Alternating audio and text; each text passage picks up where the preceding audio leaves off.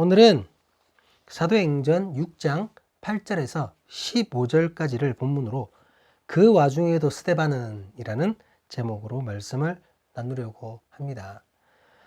지난주에 예루살렘 교회가 성도들을 제대로 섬기기 위해서 7명의 새로운 사역자를 세우는 것을 나누었습니다. 이것은 그 차별받았던 헬라파 과부들, 그 헬라파 과부들을 위한 조치였죠. 그녀들을 위해서 헬라파 유대인 7명을 사역자로 세웠는데 그 7명의 사역자 중에 스데반이라는 사람이 있었습니다. 오늘은 이 스데반이라는 사람에 대해서 이야기를 나눌 것입니다. 7명의 그 사역자를 새롭게 세울 때 그 기준은 이러했습니다. 오늘 본문은 아니고 지난주 본문인데요. 사도행전 6장 3절을 같이 한번 보시도록 하겠습니다. PPT 참고하시고 제가 읽겠습니다. 형제들아, 너희 가운데서 성령과 지혜가 충만하여 칭찬받는 사람 7을 택하라. 우리가 이 일을 그들에게 맡기고. 이 말씀을 통해서 우리는 스데반이 어떤 사람인지를 짐작할 수 있습니다. 왜냐하면 그를 세웠을 때의 기준이 그렇다라는 거죠. 그는 성령과 지혜가 충만하고 무엇보다 사람들에게 칭찬받았던 인물이었습니다. 이것만으로도 스데반이 충분히 훌륭한 사람이잖아요. 충분히 훌륭한 사람입니다. 그런데 이런 그에 대해서 오늘 본문은 다시 한 번 더 소개합니다. 본문 8절 말씀입니다. 스데반이 은혜와 권능이 충만하여 큰 기사와 표적을 민간에 행하니. 스데반은 성령과 지혜가 충만하고 사람들에게 칭찬받을 뿐만 아니라 은혜와 권능까지 충만한 사람이었습니다. 그래서 그를 통한 큰 기사와 표적이 민간에서 행해졌던 것이죠. 본문의 기사와 표적은 사도들이 행했던 것과 똑같은 것을 의미합니다. 우리도 기억나실지 모르겠는데 사도행전 5장 12절을 우리가 같이 한번 더 PPT 참고하시고 제가 한번 읽어드리겠습니다. 사도들의 손을 통하여 민간의 표적과 기사가 많이 일어나매 믿는 사람이 다 마음을 같이하여 솔로몬 행각에 모이고. 기사와 표적의 순서만 바뀌었죠. 표적과 기사 이렇게 순서만 바뀌었을 뿐 같은 말입니다, 여러분. 같은 헬라어를 사용하고 있고 같은 뜻으로 사용되었습니다. 그렇다면 사도들과 같은 기사와 표적이 스데반에 의해서 이루어졌다라는 말이죠. 이해되시죠? 예. 스데반은 그야말로 사도급의 사람이라는 겁니다. 그 급이. 오해하지 마실 게 제가 지금 신학의 등급을 나누려는 것이 아니고요. 쉽게 표현해서 그렇다는 겁니다. 쉽게 표현해서 사도들만큼이나 스데반이 놀라운 사람이었다는 겁니다. 그런데 이 스데반이 어느 날 교회 밖의 사람들과 회당에서 논쟁을 벌이게 됩니다. 본문 9절 10절입니다. 이른바 자유민들 즉 구레네인, 알렉산드리아인, 길리기아와 아시아에서 온 사람들의 회당에서 어떤 자들이 일어나 스데반과 더불어 논쟁할세 스데반이 지혜와 성령으로 말함을 그들이 능히 당하지 못하여. 본문은 우리가 이제 개역 개정을 쓰고 있잖아요. 근데 요 개역 개정 바로 전 버전인 개역 한글 버전으로 보면 그 앞부분의 뜻이 굉장히 불확실합니다. 그러니까 본문에서 자유민들이라고 번역된 것을 갖다가 이제 개역 한글 버전에서는 리버디노라고 이렇게 바로 써버렸어요. 그래서 리버디노를 그 뒤에 나오는 다른 지역들처럼 어떤 지역으로 생각했다는 거죠. 총 5지역을 얘기하고 있다 이렇게 했는데, 그런데 지금 우리가 보고 있는 개역 개정부터 이제 번역이 수정되어 그 뜻이 조금 더 명확하게 되었습니다. 본문에 등장하는 4지역의 사람들이 그 지역에서 온 자유민이라는 거죠. 그러니까 구레네인, 알렉산드리아인, 길리기아와 그 아시아에서 온 사람들은 그 지역에 원래 유대인이었는데 로마에 붙잡혀가지고 그 지역으로 노예로 끌려갔던 사람이라는 거죠. 노예로 끌려갔다가 어떤 계기로 자유를 얻어 예루살렘으로 돌아온 사람들과 그의 자녀들로 해석을 합니다. 이해가 되시죠? 그렇다면 결국 이 사람들은 누구죠? 헬라파 사람들입니다. 헬라파 사람들. 여러분, 스데반이 누굽니까? 헬라파 과부들을 섬기기 위해서 세워진 헬라파 사역자였습니다. 헬라파 유대인. 예. 스데반 자신도 헬라파 유대인이었기 때문에 이 사람들과 함께 논쟁을 벌였던 거죠. 지금 이 헬라파 사람들이 자기들만의 그 회당을 만들었거든요. 자기들만의 회당을 만들어서 그곳에서 스데반과 논쟁을 벌이고 있는데 스데반은 아마 그들에게 복음을 전파하려고 했던 것으로 보입니다. 당연히 성경에 관한 것, 예언된 메시아에 관한 논쟁이었을 것입니다. 그런데 이 과정에서 헬라파 회당 사람들이 스데반의 복음을 받아들입니까? 그렇지 않죠. 그들은 스데반의 말에 오히려 반감을 보입니다. 많은 사람들이 잘못 이해하고 있는 것이 있는데 개인적으로 그 부분에 대해서 저도 질문을 많이 받습니다만 진정한 하나님의 말씀이라면 그 복음을 듣는 모든 사람들을 변화시키는 것이 맞지 않느냐는 거죠. 그러니까 듣는 사람들마다 하나님의 말씀이 힘이 있는데 듣고 다 변화받아야 되는 거 아니에요? 하고 질문을 한다는 거죠.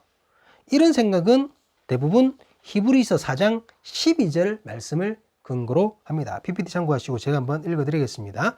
하나님의 말씀은 살아있고 활력이 있어 좌우의 날선 어떤 것보다 예리하여 혼과 영과 및 관절과 골수를 찔러 쪼개기까지 하며 또 마음의 생각과 뜻을 판단하나니. 그것이 참된 복음이라면 하나님의 살아있는 말씀이 그것을 듣는 모든 사람의 생각을 바꿀 수 있어야 한다는 것 아니냐, 뭐 이렇게 주장하는 겁니다. 맞는 주장인가요? 절대 그렇지 않습니다, 여러분. 만약 이런 주장이 맞다면 예수님도 가짜가 됩니다. 말씀이 육신이 되어 이 땅에 오신 분이 예수님이십니다. 말씀 그 자체시잖아요. 예수님의 말씀으로 많은 사람들이 회개하고 변화된 것은 사실입니다. 하지만 결국 예수님은 당신의 말씀을 반대하는 이들에 의해서 죽임을 당하셨습니다. 십자가를 지셨습니다. 이것을 어떻게 설명할 것입니까? 사도들 역시 모든 대적자들에 의해 순교당했습니다. 물론 사도들의 설교로 변화받은 사람들도 있었지만 그 말을 고깝게 여겨서 그들을 붙잡아 죽였지 않습니까? 오늘 얘기하고 있는 스데반이 전하는 복음도 받아들여지지 않았습니다, 여러분. 하나님의 말씀이 살아서 능력이 있는 것은 사실입니다. 좌우의 날선 어떤 것보다 예리하여 혼과 영과 및 관절과 골수를 쪼개기까지 합니다. 이것은 진실입니다. 그래서 참된 복음은 가장 먼저 찔림을 주는 것입니다. 그 듣는 자들에게. 그 찔림의 말씀을 받아들이느냐 거부하느냐, 이것은 개개인의 선택의 문제라는 거죠. 이해가 되시죠? 비록 나를 찌르는 말씀이지만 그것이 나를 살리는 말씀임을 깨닫고 그 말씀을 받아들인다면 그때부터는 그 찔림의 말씀이 달고 오묘한 그 말씀이 되는 것입니다. 그렇지 않고 찔림이 싫고 듣기 거북하고 전혀 받아들일 생각이 없다면 어떻게 하겠습니까? 그 찔림의 말씀을 전하지 못하도록 계속 나를 찔리고 아프게 하니까 그 말씀을 전하지 못하도록 방해하겠죠. 예. 사도행전 2장 37절 38절 말씀을 같이 한번 보시도록 하겠습니다. 그들이 이 말을 듣고 마음에 찔려 베드로와 다른 사도들에게 물어 이르되 형제들아 우리가 어찌할꼬 하거늘 베드로가 이르되 너희가 회개하여 각각 예수 그리스도의 이름으로 세례를 받고 죄 사함을 받으라. 그리하면 성령의 선물을 받으리니. 이 부분에서는 베드로가 전하는 그 찔림의 말씀을 듣고 사람들이 그 찔림을 받아들이기로 선택합니다. 그래서 사도들에게 어떻게 하면 좋을지를 물었던 것이고 사도들은 회개와 세례를 말해 주었던 것이죠. 그런데 오늘 본문에서 스데반의 복음을 들은 이들은 어떤 선택을 하였습니까? 그들은 스데반에 전하는 말씀을 받아들일 생각이 없었습니다. 오히려 그 말씀을 전하지 못하도록 방해하려고 공작을 꾸밉니다. 본문 11절 12절 말씀입니다. 사람들을 매수하여 말하게 하되 이 사람이 모세와 하나님을 모독하는 말을 하는 것을 우리가 들었노라 하게 하고 백성과 장로와 서기관들을 충동시켜 와서 잡아가지고 공에 이르러. 듣기는 싫고 그렇다고 말로서 스데반의 지혜를 이길 수는 없고 그러다 보니 이들은 스데반을 모함하기로 합니다. 가장 먼저 사람들을 매수하죠. 그런 다음 그 사람들을 통해 가짜 뉴스를 퍼뜨리는 겁니다. 뜬금없이 스데반이 하나님과 모세를 모독했다고 거짓말합니다. 당시 유대 사회에서 하나님을 잘못 언급했다가는 민족의 원수가 되기 십상이죠. 그리고 권력자였던 사두개인들 앞에서 모세를 결단코 비판할 수 없는 존재였습니다. 그런데 스데반이 하나님과 모세를 동시에 모독했다는 이 가짜 뉴스를 퍼뜨린 겁니다. 이것으로 스데반이 모든 이들의 공적이 되도록 사람들의 공분을 일으키게 한 것이죠. 예수님도 이런 수작에 의해서 십자가를 지셨지 않습니까? 모함에 의해서, 가짜뉴스에 의해서 그들이 누명을 씌우는 바람에. 대적자들은 자신들만으로 어떻게 할 방법이 없다 보니까 거짓말을 내서 권력을 가진 공회까지 끌어들인 것입니다. 그리고 그들 앞에서 스데반을 모함하며 누명을 뒤집어 씌웁니다. 본문 13절, 14절 말씀입니다. 거짓 증인들을 세우니 이르되 이 사람이 이 거룩한 곳과 율법을 거슬러 말하기를 맞이 아니하는도다.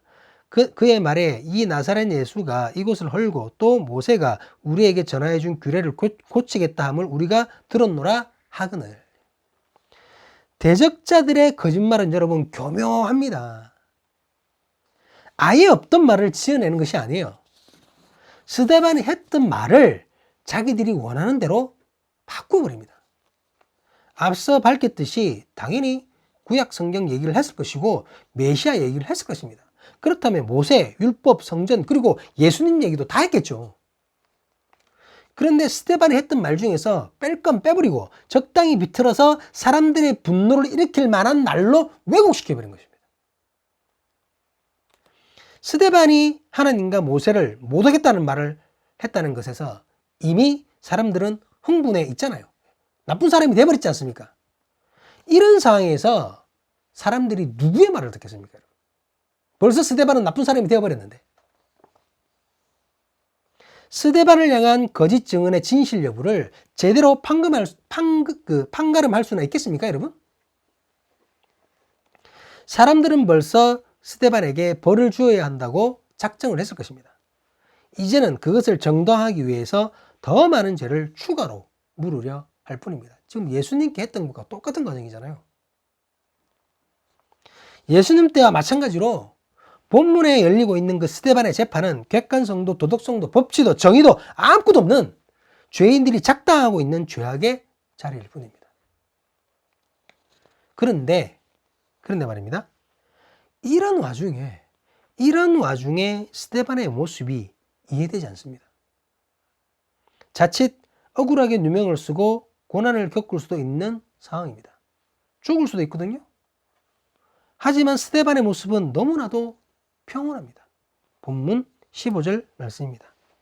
공회 중에 앉은 사람들이 다 스데반을 주목하여 보니 그 얼굴이 천사의 얼굴과 같더라. 너도 나도 득달같이 일어나서 스데반을 고발하면서 죄를 물어야 한다고 주장하고 있습니다. 거짓 증언이 난무하고 분노에 분노를 더하여 어떻게 해서든지 스데반을 잡으려고 작당을 벌이고 있습니다. 그런 중에 공회에 앉아있던 몇몇 사람들이 스데반을 주목했던 것입니다. 그 사람들은 수많은 증인들의 외침 속에서 자신의 결백을 주장하기 위해 더 큰 소리를 지르며 발악하고 울부짖는 그러한 스데반을 예상했을 수도 있습니다. 다른 사람들은 당연히 그렇게 했을 것이기 때문입니다. 그렇잖아요. 그런데 그들의 예상은 완전히 빗나갔습니다. 스데반은 너무나도 평온하게 그 자리를 지키고 있었습니다. 공회 안에 있는 모든 사람들 중에 가장 불안해하며 떨어야 할 텐데 오히려 스데반이 가장 평화로운 모습을 하고 있는 것입니다. 마치 천사와 같은 얼굴을 하고서 말입니다. 어떻게 이럴 수가 있을까요? 어떻게 스데반이 이처럼 평온함을 지킬 수 있었을까요? 여러분, 누명을 뒤집어 쓴 적이 있습니까? 하지 않은 일 때문에 억울하게 징계를 받아본 적이 있으십니까? 아니, 작은 오해라도 누군가에게 작은 오해라도 받아본 적이 있으신가요? 만약 그렇다면 그때 심정이 어떠합니까? 그럴 때만큼 답답하고 억울하고 화가 나고 미칠 것 같은 경우는 흔하지 않습니다. 여러분. 내가 저지른 잘못 때문에 불이익을 당해도 별로 좋아하지 않는 것이 인간이잖아요. 내가 잘못했는데도 벌받기 싫어하지 않습니까? 인간들이. 그런데 하지도 않은 잘못 때문에 누군가가 거짓말로 나를 모함해서 아무리 진실을 말해도 나의 말은 믿어주지도 않고 오히려 거짓말하는 저 사람들의 말을 믿고 나를 공격할 때에 참으로 환장할 노릇이죠. 그런 일을 당하게 되면 저는 개인적으로 몇 날 며칠을 힘들어합니다. 잠을 못 자요. 마음속으로 솟아오르는 분노를 억누르지 못하고 때로는 애꿎은 가족들한테, 우리 애들한테 화풀이 할 때도 있습니다.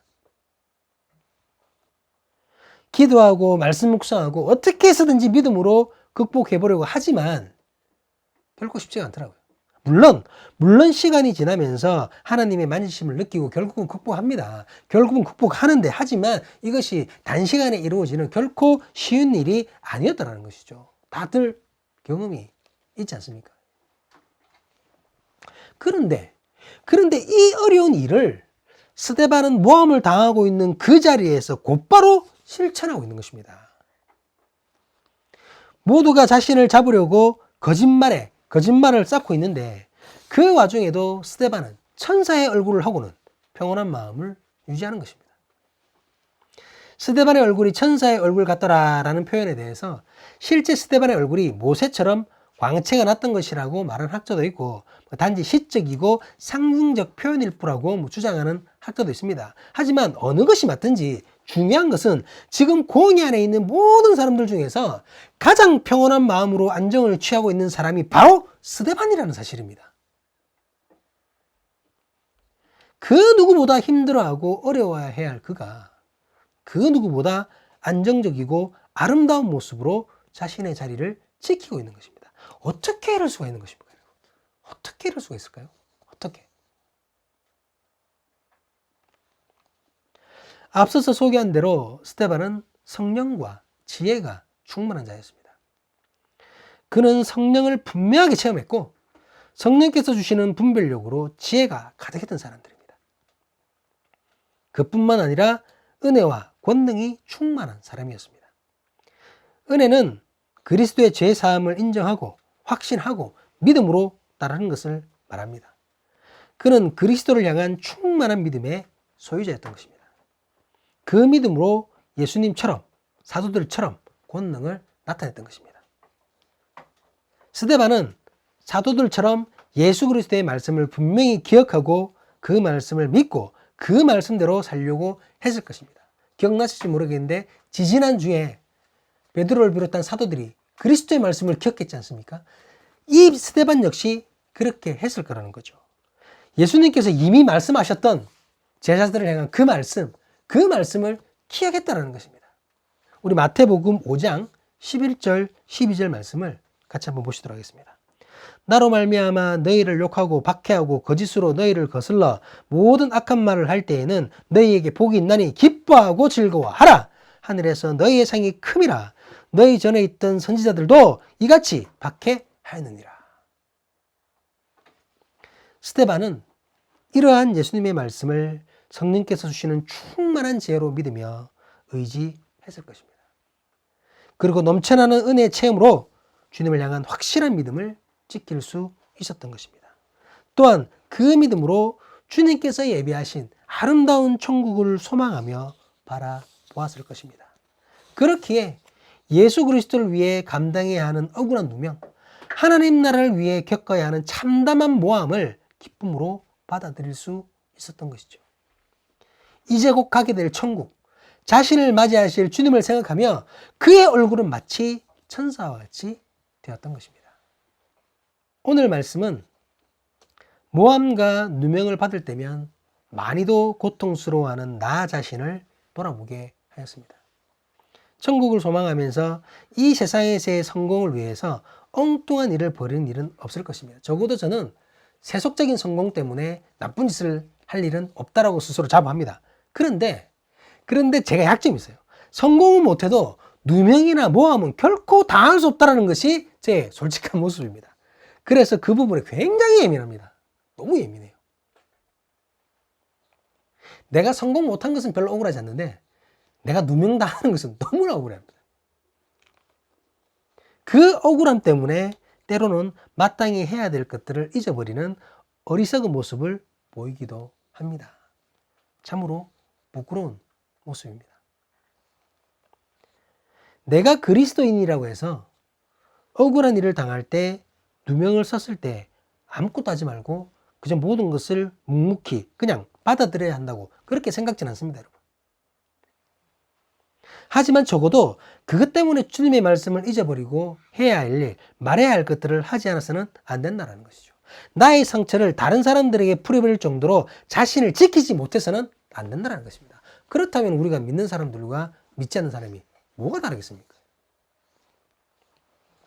어느 때보다도 주님을 향한 확실한 믿음과 천국을 향한 분명한 소망이 필요한 시대임을 다시 한번 고백합니다. 그 믿음과 소망으로 억울하게 모함받고 혹시라도 누명을 쓸 때 그것이 예수의 이름 때문이라면 그 고난을 기뻐하며 마음껏 누릴 수 있기를 주님의 이름으로 간절히 기도합니다. 어떻게 보면 오늘 말씀은 제가 저에게 하는 말인 것 같네요. 아니죠. 성령께서 저에게 주신 말씀인 것 같습니다. 죽음 앞에서 천사의 얼굴과 같이 되었던 그 스데반을 기억하며 고난 속에서도, 고통 속에서도, 억울함 속에서도, 모함을 받는 상황에서도 아버지의 말씀을 기억하고 함께 하심을 확신하고 천국을 소망하고 바라보며 천사의 얼굴과 같은 모습으로 주님의 향기를 나타내는 내가, 우리가, 사람의 교회 공동체가, 한국에 있는 모든 예배자가 될 수 있기를 주님의 이름으로 간절히 간구합니다. 기도하시겠습니다.